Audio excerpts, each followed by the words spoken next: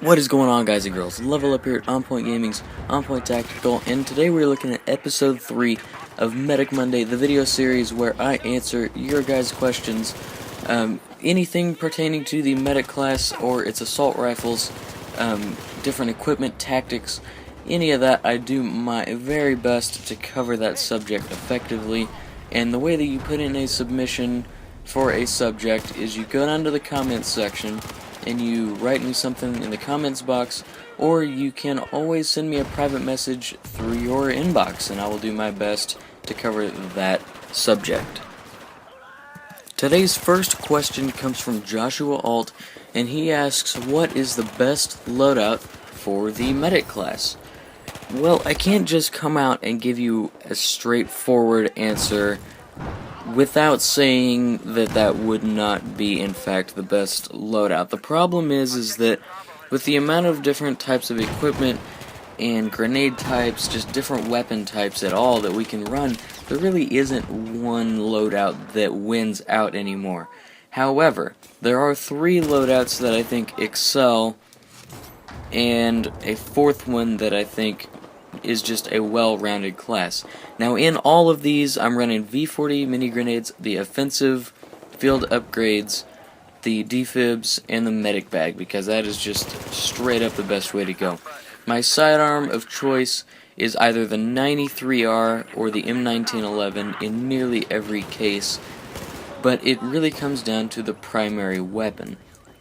In close quarters, of course, the FAMAS and the AEK are going to be pretty darn obvious choices. I prefer the FAMAS just because it can rip through people at a crazy rate of speed.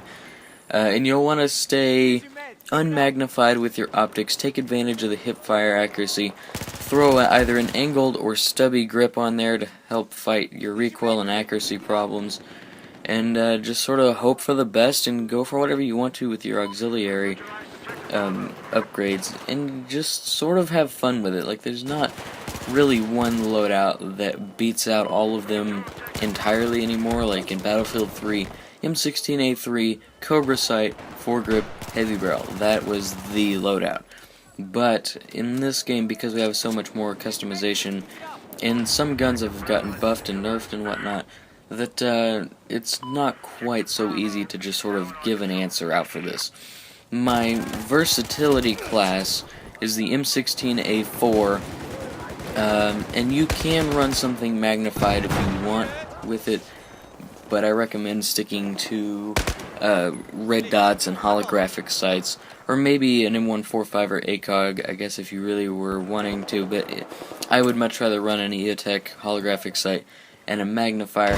Suppressors you can pull off quite easily with the M16 because it already has pretty darn good accuracy.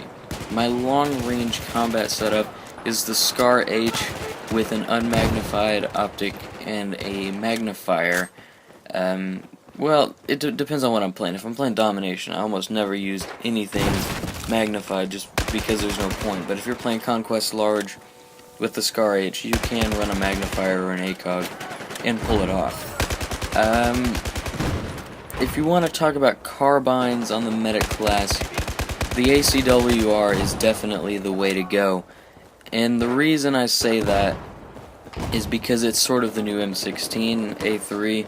There's really not a whole lot wrong with it in any sort of situation. So if you're looking for a carbine to use as a medic class, I would say go for the ACR. My favorite loadout for the medic class at all right now, however, is the L85 with a red dot sight of your choice, the stubby vertical grip, a standard barrel or suppressor, one of the two, and a laser sight. That is either a laser sight or a tactical light. That is just a beast of a loadout, and there's really no way to go wrong with that weapon or those attachments. The next question really isn't just about the medic class, but it comes in from SniperCat313. Do you think an attachment expansion pack would be cool? Also, what expansion weapons do you want to see? Personally, I want the Honey Badger, the Daniel Defense M4 version 1 from Medal of Honor Warfighter, and the PP-19 to be implemented. I'm all for the idea. I would love to see smaller expansions come out with just weapons or just attachments and not really worry about the map so much, and just sort of have these side expansion packs that either you can charge for like their own version of premium, or maybe 99 cents, $1.99 a pop, and you can get a couple new guns, nothing big, and just sort of have some more fun with some different weapons. I think that would be a really cool way to sort of spice up and crank the dial up in the Battlefield franchise, and just sort of keep it interesting. I would think that my favorite attachments that I want to see in Battlefield that are in real life is different types of iron sights. I know that a lot of people don't like iron sights, but a good set of iron sights can be far better than your average red dot. Personally, if I could have the Magpul M-Bus rear and front sight on my M4, I would be good to go with just those iron sights. I wouldn't really feel much need to run a holographic or an ACOG, because if I had a decent set of iron sights, I could probably do just fine with my own choice of iron sights. As far as weapons, and I replied to you with this in a comment, I want to see an M4 DMR variant using the 458 SOCOM round, which basically is just a big, fat, heavy bullet that doesn't really go all that fast, but that means that when you suppress it, you're not really taking away from its performance all that much. So it makes a fantastic subsonic round just because it's so darn heavy, even if it's going at a slow muzzle velocity as compared to a 5.56. When that hits, that is doing some serious damage. So I think that would be cool. I do want to see the M417 return from Battlefield 3, because that honestly was my favorite DMR, and in real life that's just a really darn cool gun. I know that someone eventually came back and said, what about the M27? Well, the thing is that the M27 and the M416 are the exact same thing. The only difference is the M27 has a slightly longer rail and a slightly longer barrel. It is exactly the same gun internally as far as weapons, and then the only other difference is you put a 45 round M4 magazine in instead of a 30 round M4 magazine. Our final question of the day comes in from the Manny 500. It says, okay, I have a question for you. From time to time while you play, you get this green perk icon in the top middle part of your screen saying cover or stealth. What the heck is that? Well, simply put, it is exactly what you said it is. It is a perk, and if you remember squad perks from Battlefield 3, you had like squad ammo, squad sprint, squad cover, squad suppression. It's the same basic idea, except that now there are like 5 different perk trees labeled defensive and offensive are available in all classes, and then each one has its own set of specializations after that. And you pick it, and there are 4 levels of this perk tree, and the way that you unlock each, let's say that you are playing with the offensive perk tree. You start out with sprint, you go ammo, then grenades, and then reduced fall damage, I believe, is the last one. And you start out with whatever the first perk is, you start out with it immediately. But let's say to unlock grenades or ammo, you have to complete actions within your squad. Squad revive, squad heal, squad resupply, squad spot assist, or squad assist counts as kill, is the one squad action that does not count, because that would be really easy to get points that way.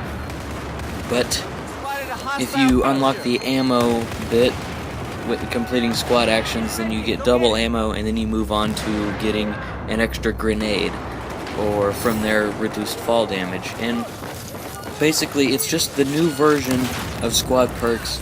The difference is that you have to unlock them in order, and if you get squad wiped, then you lose all of your perk tree score and you have to start from the bottom again.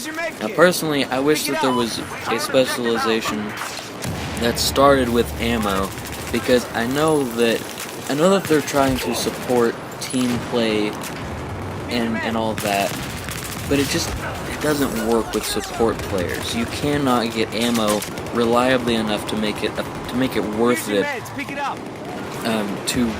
to risk not running the offensive perk tree. I always run the offensive perk tree. I would love to try some of the other ones, but I know that I'm not going to get ammo from support players, and I dang sure I ain't going to get along with just 150 rounds. I'm going to rip through that unbelievably fast. So I always run the offensive perk tree to get that extra bit of ammo. And if support players were different and they gave out ammo, I would agree with their perk tree setup, but I wish that the offensive perk tree or some other perk tree, the first one that you get by default was extra ammo, because they're trying to support team play, but the players just aren't supporting the team play the way that DICE wants them to.